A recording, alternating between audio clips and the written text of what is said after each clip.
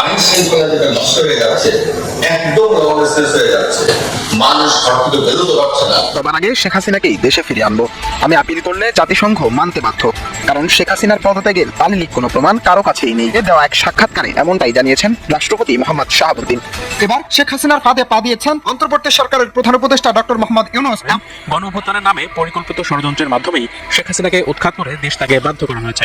দীর্ঘমেয়াদী পরিকল্পনার অংশ হিসেবে আজকে ওনারা ক্ষমতা দখল করছে।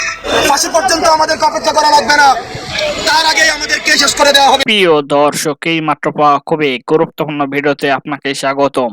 দর্শক, আপনারা ভিডিওর থাম্বনেল দেখেই বুঝতে পেরেছেন আজকের ভিডিওটি কতটা গুরুত্বপূর্ণ হতে চলেছে। দর্শক, আজকের ভিডিওতে অনেক চাঞ্চল্যকর সব গোপন তথ্য ফাঁস করা হবে, তাই না টেনে সম্পূর্ণ ভিডিওটি দেখতে থাকুন এবং এই রকম আরো নিউজ শুনতে চ্যানেলটি সাবস্ক্রাইব করে আমাদের সাথেই থাকুন। তো চলুন দর্শক, কথা না বাড়ে আমরা মূল ভিডিওতে যাই। আইন শৃঙ্খলা যেটা নষ্ট হয়ে যাচ্ছে, একদম লবণের হয়ে যাচ্ছে, মানুষ ঘর থেকে বেরোতে পারছে না। সাধারণ মানুষ এখন রাষ্ট্রপতির ক্ষমতা দেখাতে বাধ্য করবেন না। ক্ষমতা দেখাতে বাধ্য হলে সবার আগে শেখ হাসিনাকেই দেশে ফিরিয়ে আনবো। আমি আপিল করলে জাতিসংঘ মানতে বাধ্য, কারণ শেখ হাসিনার পদত্যাগের দালিলিক কোনো প্রমাণ কারো কাছেই নেই। গতকাল রাষ্ট্রপতির প্রেস উইংয়ে দেওয়া এক সাক্ষাৎকারে এমনটাই জানিয়েছেন রাষ্ট্রপতি মোহাম্মদ শাহাবুদ্দিন। সেই সাথে শেখ হাসিনা ও আওয়ামী লীগকে নিয়ে করেছেন বিস্ফোরক মন্তব্য। কি বললেন রাষ্ট্রপতি, জানাচ্ছেন সহকর্মী এসআই রাজ। ছাত্র জনতার গণঅভ্যুত্থানে শেখ হাসিনা দেশ ত্যাগের পর রাষ্ট্রপতিকে অপসারণের দাবি উঠেছে অনেকবারই। রাষ্ট্রপতি শাহাবুদ্দিনকে অপসারণের দাবি উঠলেও সফল হতে পারেনি কোনোবার। এর পেছনে অবশ্য রয়েছে অনেক বড় একটি কারণ।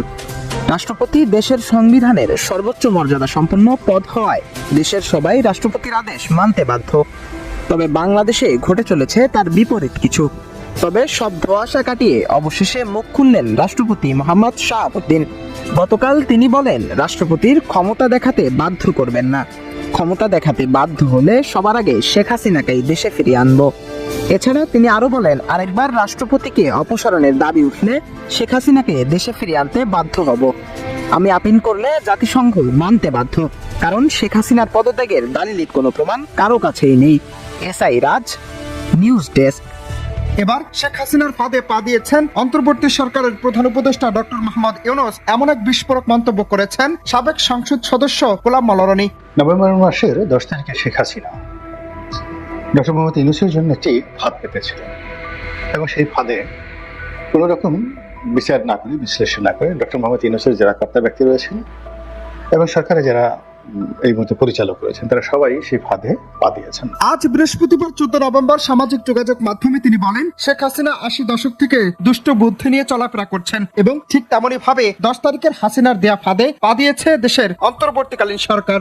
তো তার সেই বুদ্ধি শুদ্ধি একটুও কমে নাই এবং সেই বুদ্ধি নিয়ে তিনি একটি চাল দিয়েছেন 10 তারিখে এবং একটা ফাঁদ পেতেছিলেন 10 তারিখে এবং সেই ফাঁদে সরকারের লোকজন কিভাবে পড়েছে এই আজকের দিনে বুঝতে পেরেছেন যে কিভাবে পড়েছে, যে পুরো ঘটনার ভিডিও ফুটেজ, অডিও ফুটেজ সারা দুনিয়া ছড়িয়ে গিয়েছে এবং এরকম একটা ঘটনা ঘটবে এবং এরকম একটা রিপোর্ট তৈরি হবে। এই রিপোর্টটা আগেই তৈরি করা হয়েছে। এর কারণে ভারতের 1 নম্বর পত্রিকা, বাংলাদেশে যেমন বিচিত্রা ছিল একসময়, এইভাবে পুরো ভারতবর্ষে 1 নম্বর পত্রিকা, সাপ্তাহিক পত্রিকা ইন্ডিয়া টুডে।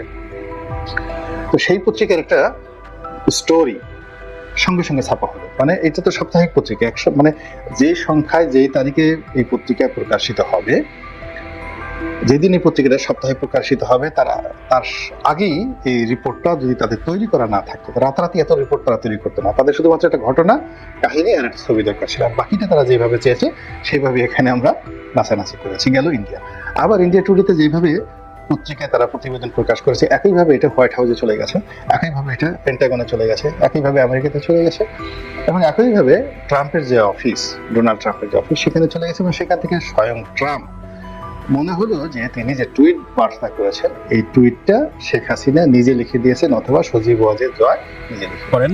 গণঅভ্যুত্থানের নামে পরিকল্পিত ষড়যন্ত্রের মাধ্যমেই শেখ হাসিনাকে উৎখাত করে দেশ ত্যাগে বাধ্য করা হয়েছে। একই পরিকল্পনার অংশ হিসেবে শেখ হাসিনা সহ আওয়ামী লীগের বিভিন্ন পর্যায়ে নেতাকর্মীদের নামে মামলা দিয়ে বিচারের কাঠগড়ায় দাঁড় করানো এবং আওয়ামী লীগের রাজনীতি নিষিদ্ধের দাবি তোলা হচ্ছে বলেও অভিযোগ করেছেন নেতারা। সুনির্দিষ্ট পরিকল্পনা করে এটা দীর্ঘ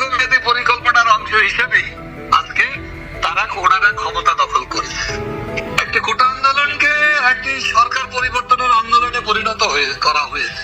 জনগণকে ভুল পথে মিথ্যা করে নানাভাবে তাদেরকে মিসগাইড করা হয়েছে। আজকে সেগুলো সে যে মেটিকুলাসলি যে মাস্টার মাইন্ড যে ওয়ার্ক করা হয়েছে, প্ল্যান করা হয়েছে, এটা তো আস্তে আস্তে বের হচ্ছে। ট্রাইব্যুনালে আমাদের গণহত্যার মামলার আসামি বঙ্গবন্ধু কন্যাকে করা হয়েছে, তার সাথে আমরা যারা আছি আওয়ামী লীগের নেতৃবৃন্দ কর্মী তাদেরকে দিয়ে করা হয়েছে। উদ্দেশ্য লক্ষ্যটা কি? আওয়ামী লীগ বিশ্বাস করে শিক্ষার্থীদের আন্দোলনকে সরকার বিরোধিতায় রূপ নেওয়ার ক্ষেত্রে বিএনপি জামাতের পাশাপাশি বিদেশি শক্তিরও ভূমিকা রয়েছে। এই ষড়যন্ত্রের সাথে দেশি বিদেশি ষড়যন্ত্রের সাথে জড়িত, এবং এই বিষয় নিয়ে কিন্তু আমাদের ভবিষ্যতেও কি হচ্ছে কি হতে পারে এগুলো কিন্তু বলা হয়েছে। আমরা বারবার বলেছি এই অগ্রসমান বাংলাদেশকে, এই সোনার বাংলাকে তারা হচ্ছে একটা ব্যর্থ রাষ্ট্র পরিণত করতে চায়, এবং সেই কর্মকাণ্ডগুলোই আজকে এই ইউনূসের মাধ্যমে আজকে দেশে আজকে বাস্তবায়ন হচ্ছে। যদিও এর আগেও বিভিন্ন সময় আওয়ামী লীগের পক্ষ থেকে এমন ষড়যন্ত্রের কথা বহুবার বলা হয়েছে, কিন্তু টানা ১.৫ দশক ক্ষমতায় থাকার পরও আওয়ামী লীগ কেন কথিত সেই ষড়যন্ত্র রুখতে ব্যর্থ হলো? এরকম একটি অবস্থার ভিতরে দেশ পতিত হবে এটা আমাদের কল্পনায় ছিল না, কিন্তু আমরা বুঝতে পেরেছিলাম যে এখানে ষড়যন্ত্র হচ্ছে। কৌশলী এবং কনস্পিরেসিতে তো খুবই দক্ষতার সাথে এই কনস্পিরেটররা করেছে। গোয়েন্দা ব্যর্থতা তো আছেই। রাজনীতিবিদ হিসেবে অথবা সরকার থেকেও ভিতর থেকেও যদি বুঝতে পারতো, জানতে পারতো, তাইলে কি আর এইভাবে এটা সম্ভব হতো? নিশ্চয়ই না। তবে এসবের মধ্যেই অগাস্ট পরবর্তী সাংগঠনিক বিপর্যয় কাটিয়ে দলটি আবারও ঘুরে দাঁড়ানোর চেষ্টা করছে। দেশে বিদেশে আত্মগোপনে থাকা নেতাকর্মীদের মধ্যে ইতোমধ্যেই যোগাযোগের একটি নেটওয়ার্ক তৈরি হয়েছে বলে জানিয়েছেন নেতারা। আমাদের মধ্যে তো সার্বক্ষণিক যোগাযোগ আছে। অন্তর্বর্তী সরকার সুষ্ঠু নির্বাচন দেবে, যেটা তাদের প্রধান দায়িত্ব বললেন মঈন খান। বিএনপির স্থায়ী কমিটির সদস্য ডক্টর আব্দুল মঈন খান বলেছেন, ভোটের অধিকার ফিরিয়ে আনতে দেশের মানুষকে প্রস্তুত করেছেন বিএনপির ভারপ্রাপ্ত চেয়ারম্যান তারেক রহমান। সংগ্রামের মাধ্যমে তাদের সঠিক পথ পরিচালনা করেছেন।